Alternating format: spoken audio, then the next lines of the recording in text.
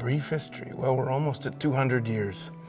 The land was given by Lord Selkirk in 1817, and in 1820, the first priest arrived from England.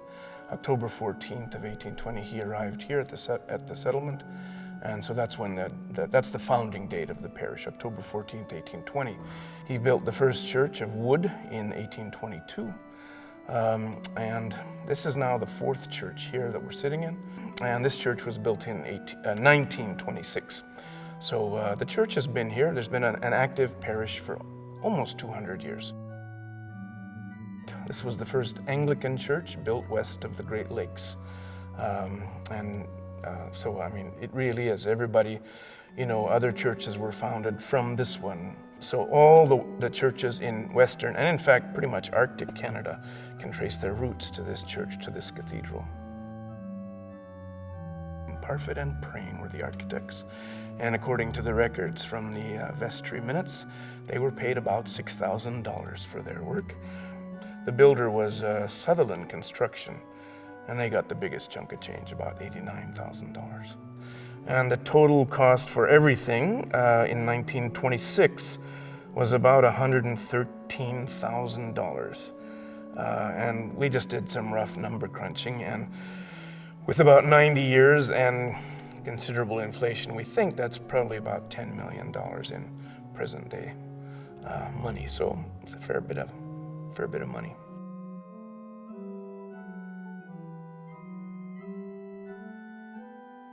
The basic shape of the building is that of a cross. So we have here the main up and down, and then the transepts are the arms of the cross. I think this space in which we sit is called a nave, and that's from the Latin word for ship. If you were to look up at the ceiling in here, you might be reminded, if you had ever seen the interior of a wooden ship, of the ribs of a ship, and that's intentional. It's supposed to, in fact, remind you of the ribs of a ship, because we sit in the nave.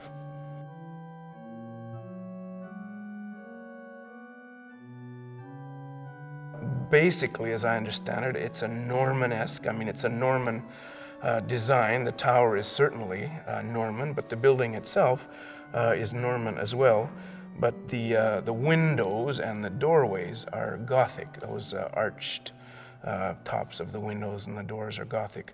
I think, you know, as with many churches, it's supposed to draw your eye upward, whether inside or outside, to remind us that, you know, we look up to God.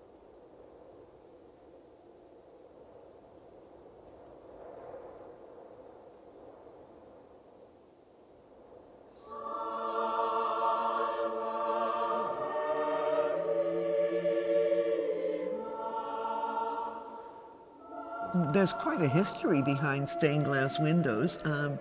They were first used in the medieval church because people couldn't read or write.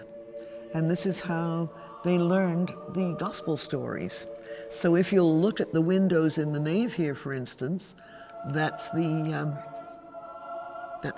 resurrection window. It's the angel at the tomb saying, "Why are you looking for the living among the dead?" There's the Annunciation, the angel Gabriel saying to Mary, that one over there, saying to Mary, guess what? You're going to have a baby and his name's going to be Jesus. So that all the windows tell stories. And here in the cathedral, they're not all scripture stories. We have one window, for instance, that's dedicated to everybody who ever wore a uniform to serve Canada. At the back, what we call the Great West Window, which was done by Western Art Glass and was installed for the 150th anniversary of the parish. That depicts some of the movers and shakers of the Anglican Church in this part of the world. And so it goes, but they all tell stories, and that's the symbolism. The Royal Winnipeg Rifles are definitely featured in it because we have a long-standing relationship. And their memorial is out behind the church here in this direction. And there are either 6 or 7 buried there from the regiment. Every November, usually just before Remembrance Day, they come here to do their church parade.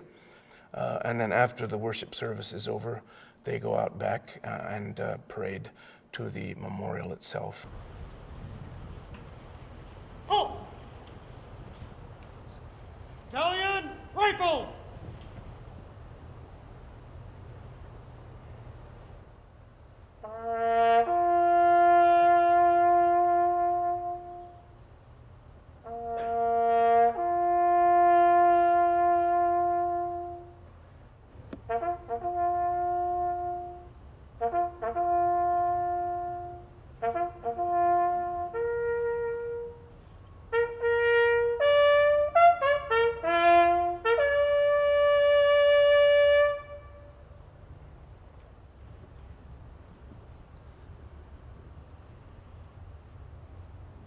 Move to the left, column maroon. Left! Turn! Left wheel by the left. Quick! March!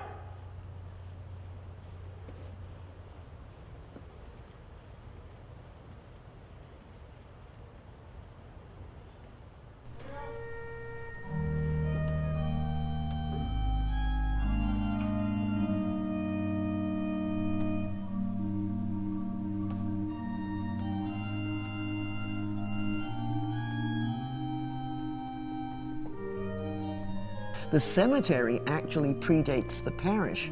The parish was founded in 1820, but the cemetery was founded in 1812 by the Selkirk settlers. But if you wander through our cemetery, I always refer to it as a history in stone, because it's pretty well the history of Winnipeg. Most of the city fathers are buried here, the Logans and the Birds and the Pritchards and the McDermott, they're buried here. The Sir Hugh John MacDonald, who was the son of Sir John A. MacDonald, is buried here. And so, yeah, it's pretty much a history of Winnipeg.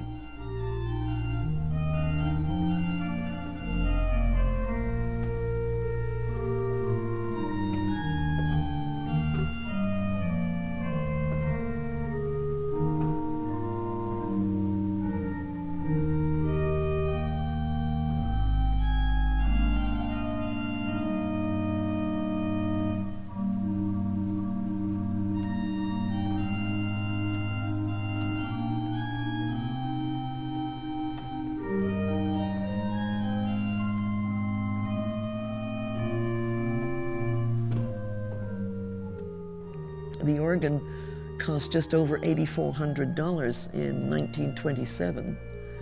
And to replace it today, because it's a three-manual Cassavant pipe organ, would cost us over $750,000.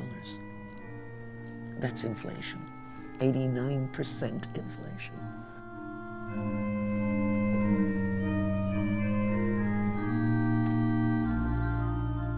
If you go and take a good look at our pulpit, it's carved in English oak. It is a work of art.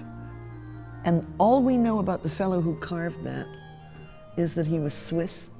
His first initial was R, his last name was Dean, and I don't know if I'm pronouncing that right, D-I-E-N. We don't know how much he was paid for it, but it is one of the most beautiful pieces of carving.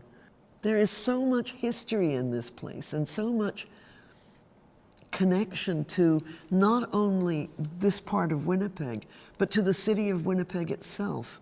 People are always startled because they're never sure that this is a living parish, because we're so far off the beaten track that, you know, it's always a surprise to them that we're even here. And I delight in pointing out that we're not only here, but we've been here a lot longer than anybody else, except for St. Boniface Cathedral.